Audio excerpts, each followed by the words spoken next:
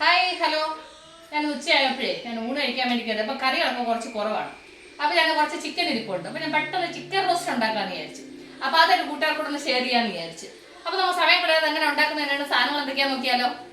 അതിനുവേണ്ടി പാൻ അടുപ്പ് വെച്ച് ഇതിലേക്ക് ഒരു 2 ടേബിൾ സ്പൂൺ എണ്ണ ഒഴിച്ചു കൊടുത്തു.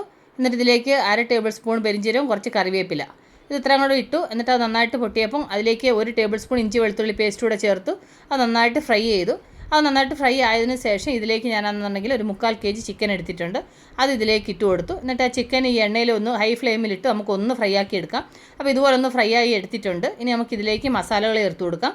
ഇതിലേക്ക് ഞാനാണെന്നുണ്ടെന്നുണ്ടെങ്കിൽ ഒരു 1/4 ടേബിൾ സ്പൂണ് മഞ്ഞൾപ്പൊടി, 2 ടേബിൾ സ്പൂൺ മുളക് പൊടി, അതുപോലെ തന്നെ ആണെങ്കിൽ 2 ടേബിൾ സ്പൂൺ മല്ലിപ്പൊടി, എന്നിട്ട് അതിൻ്റെ കൂട്ടത്തിൽ 1/2 ടേബിൾ സ്പൂണ് ജീരകം പൊടിച്ചത് ഇത് ഇത്രയും കൂടെ ചേർത്തിട്ട് നന്നായിട്ടൊന്ന് മിക്സ് ചെയ്ത് നമുക്കൊന്ന് ഫ്രൈ ചെയ്തെടുക്കാം.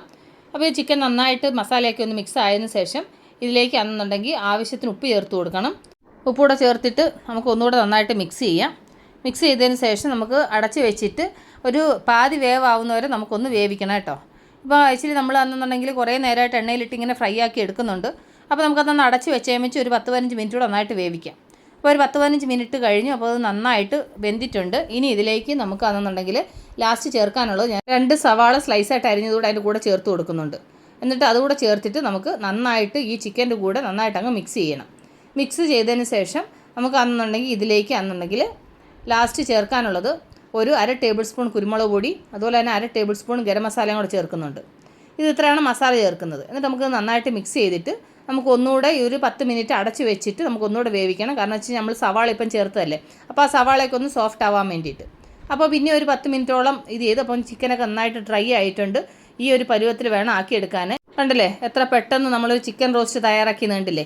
ഇത് ചോറിൻ്റെ കൂടെ ആയാലും ഗീ റൈസിൻ്റെ കൂടെ ആയാലും എല്ലാത്തിൻ്റെ കൂടെ നല്ലൊരു കോമ്പിനേഷനാണ്. ഇനി നമുക്ക് ഇതിലേക്ക് അവസാനം കുറച്ച് കറിവേപ്പിലയും കൂടി ഇട്ട് കൊടുക്കുന്നുണ്ട്. അതും കൂടി ഇട്ട് ഒന്ന് മിക്സ് ചെയ്തതിന് ശേഷം നമുക്ക് സ്റ്റൗ ഓഫ് ചെയ്യാം. എന്നിട്ട് നമുക്ക് ഇതൊരു പാത്രത്തിലേക്ക് ഇങ്ങനെ സെർവ് ചെയ്തെടുക്കാം. കണ്ടില്ലേ ഇപ്പോൾ നമ്മുടെ ചിക്കൻ റോസ്റ്റ്. ആഹാ നല്ല മണമെന്നറിയാമോ. വായി വെള്ളം വരുന്നു. വേണമെങ്കിൽ എൻ്റെ കൂട്ടുകാർക്ക് ഇതിൻ്റെ മുകളിലേക്ക് വേണമെങ്കിൽ കുറച്ച് സവാള ഇങ്ങനെ വെതറി കൊടുക്കാം, ഒരു ഡെക്കറേഷന് വേണ്ടിയിട്ട്. ആവശ്യമില്ല, വേണമെങ്കിലൊക്കെ താല്പര്യം ഉണ്ടെങ്കിൽ.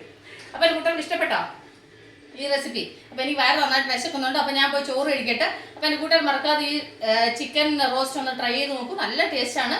ചോറിൻ്റെ കൂടെ ഒരു സൈഡ് ഡിഷായിട്ട് നല്ല ടേസ്റ്റ് കേട്ടോ. അപ്പോൾ എൻ്റെ കൂട്ടുകാർ മറക്കാതെ ട്രൈ ചെയ്ത് വിശ്വസിക്കുന്നു. അപ്പോൾ നമ്മൾ ഉടനെ അടുത്ത വീഡിയോ വീണ്ടും കാണുന്നവരത്തേക്ക് ബൈ, സീ യു.